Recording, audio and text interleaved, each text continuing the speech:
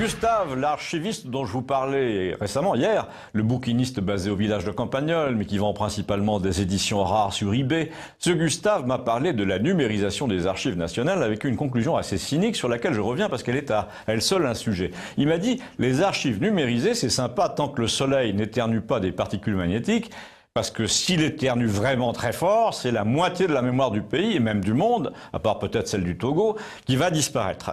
Alors je précise qu'il a dit ça au café, que naturellement ça a suscité la réaction de l'optimiste de service, qui est toujours du côté du gouvernement, du système, du marché de l'Europe, etc. Le type qui se veut raisonnable, qui trouvait Hollande très bien, qui n'aime pas les complotistes. Ce personnage, encore assez jeune, 50 ans, lui a dit en gros que les unités de stockage de l'information avaient des groupes électrogènes. Alors notre Gustave, qui malgré ses cheveux blancs, ses sourcils noirs, lit toute la journée sur tout et possède une culture plutôt scientifique, a pris son élan pour se payer la tête de son contradicteur en plusieurs étapes. Vous savez, comme dans les conversations de café et de Pagnol, sauf que là, c'était pas la femme du boulanger, mais le destin de la planète dont il était question. Et les groupes électrogènes, a dit notre Rému, là, au monsieur Brun de service, ils sont alimentés par quoi, je te le demande? Et par des diesels, a répondu l'abonné au Monde avec sa voix de Parisien. Ah, alors il y a du stock de fuel pour combien de temps? Ben, 3 semaines, dit l'autre, largement assez pour sauter une période de panne. Et si la période dure 4 semaines, tu vas chercher le fuel où? Ben, à la raffinerie. Et si rien ne marche, si les camions ne démarrent pas à cause de l'injection électronique, tu y vas comment? À la raffinerie. Alors là, notre contradicteur, là, qui parle toujours au nom de la raison et qui se veut positif, a changé d'argument. Il a dit, de toute façon, tout ça c'est des sottises parce que lorsqu'une information est sur un disque dur, hors tension, elle ne craint pas les particules chargées en provenance du soleil. Il a même ajouté, à la rigueur, si c'est alimenté, on peut perdre des informations par surcharge du réseau, mais on n'a jamais vu un champ magnétique venu du cosmos, là, effacer les données stockées dans un placard. Alors là, j'ai vu mon Gustave prendre l'air du débatteur qui possède un argument capable de clouer le bec à tout le monde, mais pour ça, il fallait faire semblant de se rendre à ceux de l'adversaire.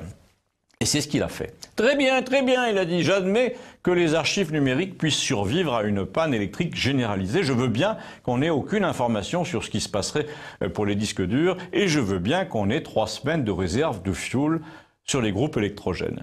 Mais il y a un détail que tu négliges dans ton raisonnement, c'est que les archives, à supposer qu'elles soient intactes, il n'y aura plus personne pour les lire. Ah bon, pourquoi? Eh bien, parce que nous serons tous morts, lui dit. Nos descendants les liront, a dit l'autre qui avait compris qu'il faisait allusion à la brièveté de nos vies. Mais non, nous n'aurons pas de descendants. Triple buse, a répondu Gustave. C'est ça que je voulais te dire, parce qu'il y a 58 réacteurs nucléaires rien que dans notre pays. Alors tu penses bien qu'une fois qu'on a arrêté les centrales en réponse à l'incident électrique généralisé, il va falloir parquer le combustible dans des piscines, comme à Fukushima, et il va falloir le refroidir artificiellement avec des groupes diesel, comme un énorme frigo. Mais le fuel sera vite indisponible, parce que les raffineries ne marcheront plus, parce que les pétroliers ne pourront plus accoster, ils ne pourront même plus se diriger d'ailleurs vers les ports. Et alors, au bout de 4 semaines, tu verras les piscines des centrales entrer en ébullition et balancer de la vapeur radioactive dans toutes les régions. Et la contamination sera telle que le fait de pouvoir lire ou non tes archives deviendra, crois-moi, totalement secondaire, numérique ou non. Alors là, heureusement, il a ajouté le truc qui a détendu l'atmosphère en ajoutant et pourquoi tu crois que les ovnis ont survolé 17 centrales françaises, 3 nuits de suite il y a 2 ans sans qu'on ait aucune photo. Alors du coup, tout le monde l'a pris avec soulagement pour un sous-coupiste et personne ne s'est plus posé la question du refroidissement des 58 piscines en cas d'orage solaire durable. Je vous la soumets quand même, on ne sait jamais.